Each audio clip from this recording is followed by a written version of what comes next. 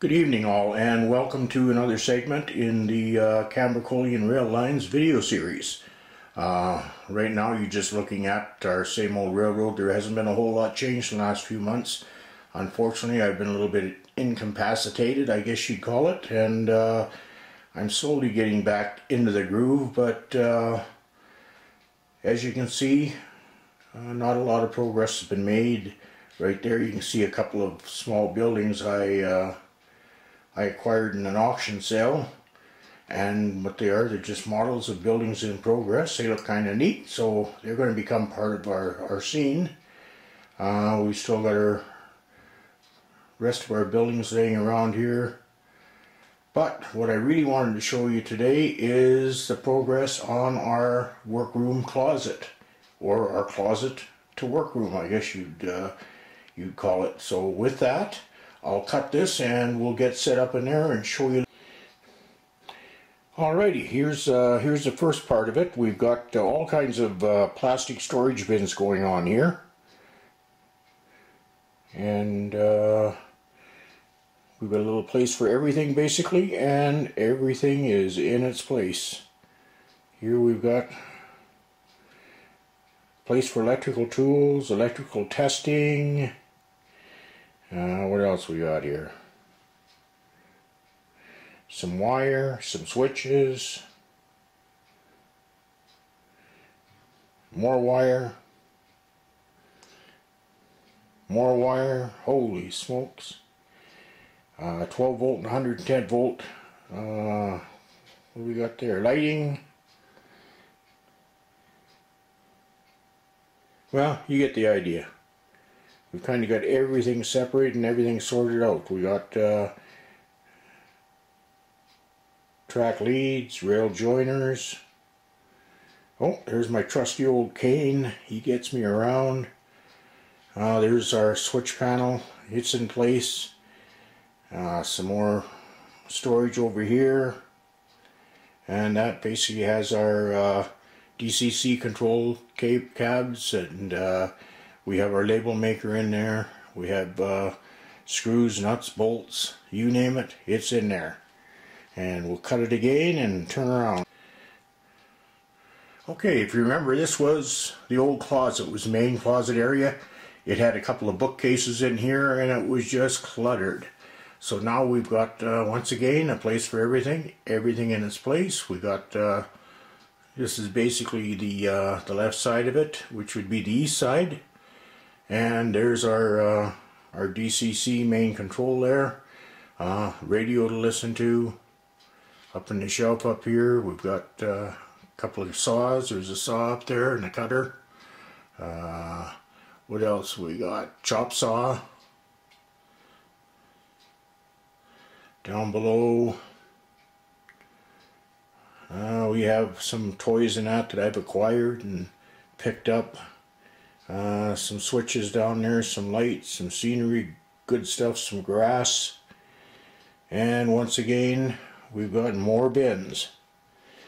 Good old Canadian Tire put these on for half price. They're normally $40 I think, $39.99, and I had them on for $21 or $22, so I went and I grabbed 10 of them. You can't have too much storage, so we got them all the way across. And once again, place for everything, everything in its place.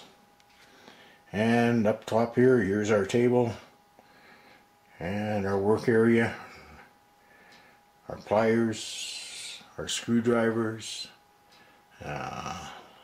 little bit of everything here. We got some glue up top there for working. So as you can see, pretty organized. Right up the top we have some models there. They're yet to be built, and some model building stuff.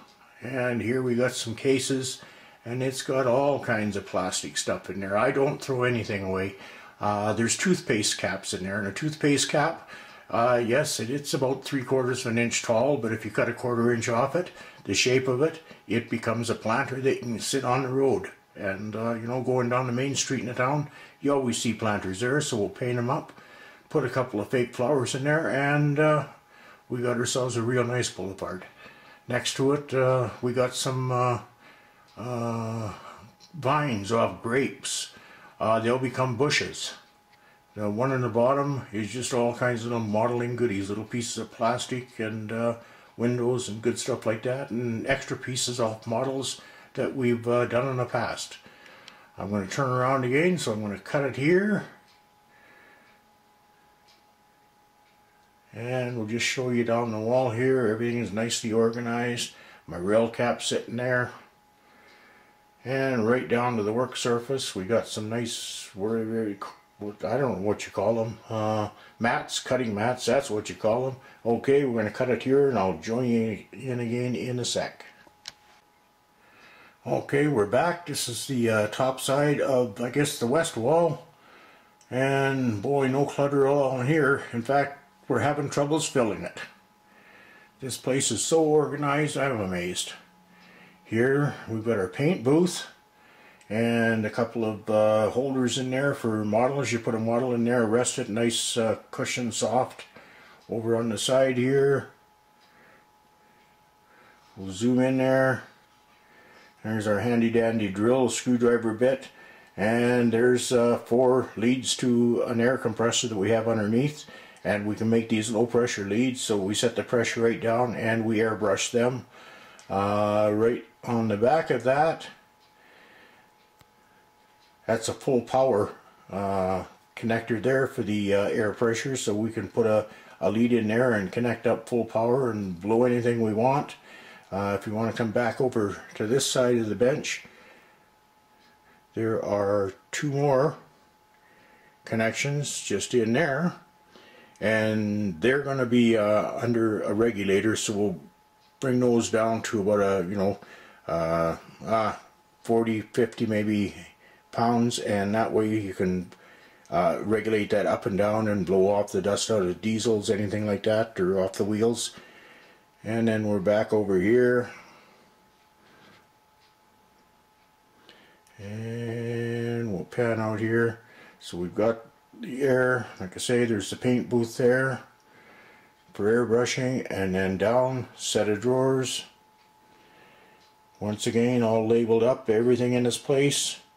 And there's our source of our air down there, a little compressor, and it's hidden down there. And once again, there's a outlet coming off that, so we've got a full pressure outlet down there, and that one down there we can bring out and take it across the room over here.